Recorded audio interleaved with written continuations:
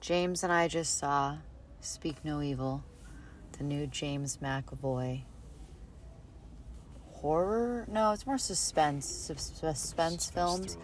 The gist. I enjoyed it. I mean, the best part about it was James McAvoy's performance and the lead wife on of the normal couple's performance. I really want to watch the Danish film now because I heard that it was a remake of that. So I'm kind of curious. I did appreciate that. I literally thought, because of how many times we had seen that trailer, that there was going to be no surprises at all. Mm-hmm. So I kind of did see what the twist was coming, like a little bit, but like not completely. Anyway, I know we're talking about the gist. What do you want to say about the gist? There's no gist. I thought it was a good movie. Yeah, I thought it was solid. I mean, it's kind of hard to do this podcast without actually talking about the movie. Well, the gist is just like the overview. Definitely builds suspense. Okay, we're going to talk about performances by everybody. I thought the little boy was pretty incredible. I think he's going to turn out to be a pretty great actor if he keeps it up. She was great too, the little girl. The little girl was really great. Really good casting. I thought they did a really good job of everything. All the action is very small and specific, which I thought was great. Yeah, I thought what was so creepy was that they did a really good job of having things that would just be normal awkwardness and normal, like, kind of like social awkwardness or anxiety feel so heightened in its suspense. Like little things like someone giving you meat if you're a vegetarian and insisting you eat it, and like there's just like certain things that they had them do. Well, I will say, and I like thought about this, this is still the gist because you get this from the trailer. The entire plot of this film would have been avoided if the husband had just listened to his wife. I know that, like, obviously it's like, well, movie, it's almost like they needed to. Yeah, but they did a nice job of kind of covering for that by infusing these characters with this behind the scenes like struggle in their marriage and stuff, which is why the husband's kind of resisting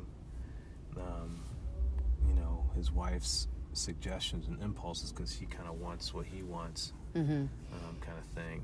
Okay, informed by that. Spoiler alert, stop listening if you haven't seen it. Yeah, I get that now it makes total sense because the wife she had this like kind of cheating, emotionally cheated on him. So it's almost like she was making up for it by saying, let's go. Her initial instinct was like, maybe we shouldn't do that. She actually did if her speech at the end is to be believed, or she was just making that up to save face and try to get the hell out of there. I think it was probably both. But we're not really meant to know one way or the other. It's just that, so she's trying to repair their marriage and he's trying to as well. So she's trying to, give way a little bit. Placate him, yeah. Even though everything in the fiber of her being is like, I don't think we should be here. They're pretty obviously weirdos, like right from the get-go. And so it's kind of like, that's why his line was so great. Like, why are you doing this? It's like, because you let us. Like, you guys came here. Like, he's probably just is fishing constantly. Has his target. For the long game. His target, which is a husband and wife and a kid. And that's all he does. And he obviously lives in that area, so he just goes out and meets people. Mm-hmm. And whoever is stupid enough to show up, he kind of plays with them and torments them, and then kills him and takes their kid. Question. But I like the boy's story. I liked his arc a lot. I thought it was really great, really neat that he couldn't talk, so he kind of had to, kind of had to show you and kind of piece by piece what was really happening. He was German. That's why he had the watch. That's why he was pointing to the watch. It was written in German. That's why he wrote. And that's why there were so many nice watches, because he'd taken all the watches from the... Yeah, he had the whole room filled with people's phones and luggage and stuff. And the kid wrote her a note, but he speaks German. Yeah. So she's like, I didn't know what it said. It was all gobbledygook. So one of the things, too, I just got is, when he was like, well, she's gone, so she's the only one to take care of me. Do you think that the wife was literally a little girl that he raised, that he took?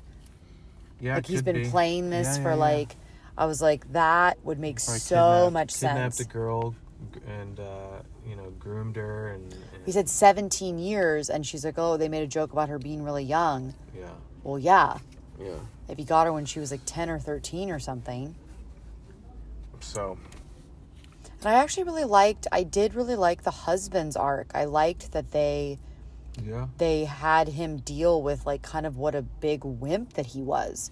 And like how much he was like kind of, unwilling to deal with his fear, and he had to do it by the end. He had to do that to break through it.